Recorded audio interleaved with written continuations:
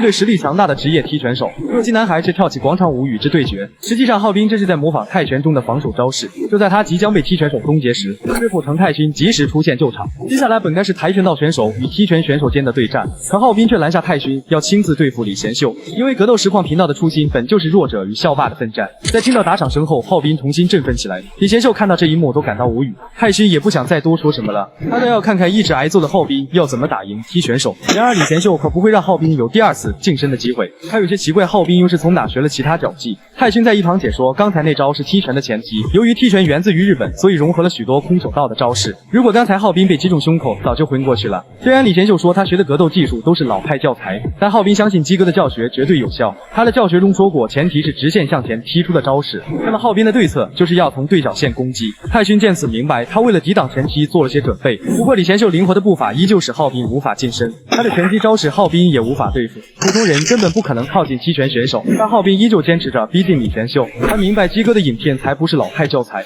文生本好心的想教浩斌抱腿摔，如果他认真学的话，还是能接近踢拳手的。但浩斌可从来都没说过自己要接近李贤秀，因为鸡哥早就说过，有氧体操接近对方的战术只能使用一次。踢拳手为了不让浩斌再有可乘之机，就会使用后腿步法，而反复使用那种步法的踢拳手就中计了。浩斌成功将李贤秀逼到铁网边。踢拳这种格斗技在擂台上为了安全和娱乐性等各种理由指定了规则，因为观众们想要观赏选手间的火热对决，所以当一方被逼到角落时，裁判便会上前制止，是一种十分绅士的格斗技。可当受过专业训练的踢拳手们遇到非专业比赛的街头战时，就会下意识的以为裁判会上前制止。李贤秀理所当然的对着直播中的黑手说，这家伙碰到我了。而黑手跟观众们面对这种情况都是满脸问号，街头打架可没有裁判这种东西，这对习惯于擂台战斗的李贤秀来说就是未知的新世界。浩斌立刻趁机出手，但职业踢拳手可不是吃素的，浩斌一直单方面挨打，差点让李贤秀以为这是在比赛。踢拳的精髓孤颈膝撞，浩斌之前就在文成身上见识过了，这次他要在李贤秀身上再见识一次了。泰勋无奈到最后还是得自己出马，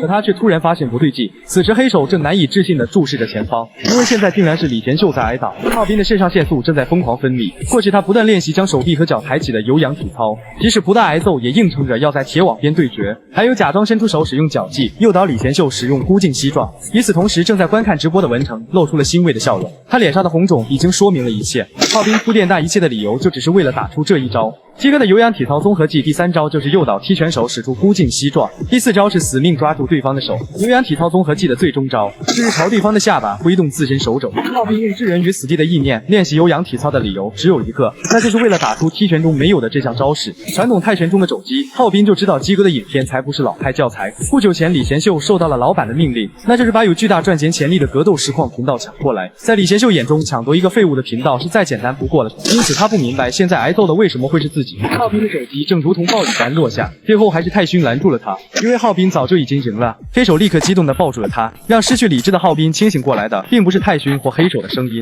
而是线上平台不断传来的打赏提示音。这次浩斌收到的打赏金额有足足58万元。不过黑手很快就告诉了他一个不幸的消息，原来这次观众的打赏有一半是要给泰勋的。浩斌严肃地让黑手把那些看脸的观众踢出直播间。事后大家认清了格斗实况的真面目，愤怒的粉丝谩骂着李贤秀，并成为了浩斌的粉丝，而且还有其他直播主开始谩骂抄袭的格斗实况。在多位直播主的声援下，舆论倒向了浩斌这边，格斗实况频道就此落幕。从那之后就没有人知道李贤秀的行踪。不过浩斌担心他要是再来找自己就完了，毕竟浩斌没有再打赢一次的自信，于是他决定买个电击棒防身。暗处的秋天刚想上前搭话，就被突然冲出来的人碰倒在地。秋天只感觉自己看到了一只百年狐狸，因为陆美向他道歉，表示自己的屁股太翘了。看着跟柳老板自然聊天的陆美，秋天奇怪他们什么时候变得这么熟的，他忍不住质问陆美跟老板到底是什么关系。陆美表示就只是会送胃药的关系啊。闻言，秋天瞬间想到了自己送给老板的胃药，他语气不善地问老板，把自己给的胃药送给这位金毛了吗？浩斌理所当然地表示自己那天胃没有不舒服，所以就送给陆美了。变成小鸡的秋天顿时沉默了。之后浩斌靠打赏终于交上了妈妈的200万医药费，现在终于可以开始动手术了。从李贤秀那收到的100万定金，浩斌也一分没少还给他了。宝威恭喜浩斌这段时间的努力没有白费。可第一次见他穿制服的浩斌却突然感觉有点眼熟。宝威神秘笑道，这可不是第一次哦。浩斌的影片也很快撤下了黄标，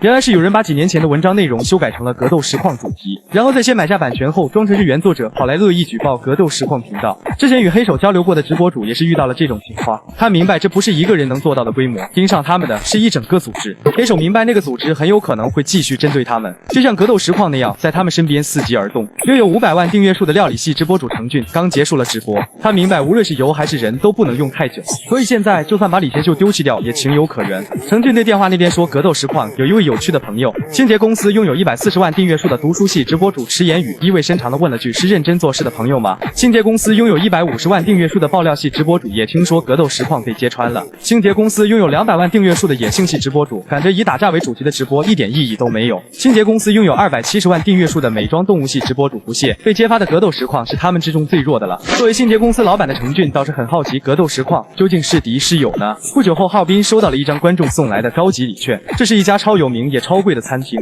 浩斌的这张礼券可以带一个同伴前往赴约。陆美兴奋的要跟着去拍吃播，秋天还在因为喂药的事情耿耿于怀，但却根本没有人在听他说话。黑手本以为秋天对餐券没有兴趣，所以想趁机约他，可秋天在得知有高级餐券后也来了兴趣。浩斌不理解事情为什么会变成这样，受到礼券的明明是他，可现在为什么是秋天跟陆美吵着要不要去？浩斌早已决定好要带谁一起去，在听到那个名字后，秋天跟陆美都愣住了。宝威在听说浩斌拒绝他们2个后感到有些惊讶，他没想到浩斌变了不少呢。当初连宝威眼睛都不敢直视的浩斌，现在居然会主动约他吃饭了。宝威欣慰地问浩斌到时候要穿什么衣服去。不久后盛装出席的浩斌感觉这个餐厅真棒，不过他不知道自己带黑手来做错了什么，因为不管是秋天还是陆美，甚至连宝威的反应都是很无语。拥有500万订阅的程俊今天为了招待浩斌还歇业了，浩斌跟黑手立刻就是一顿彩虹屁拍了上去。在寒暄一番后，程俊说出了此行的目的，他邀请浩斌跟自己一起工作吧。程俊的公司还未公诸于世，他的心结完全是以利益导向为主。浩斌对钱的惊人欲望非常吸引程俊，最重要的是他很像以前的程俊，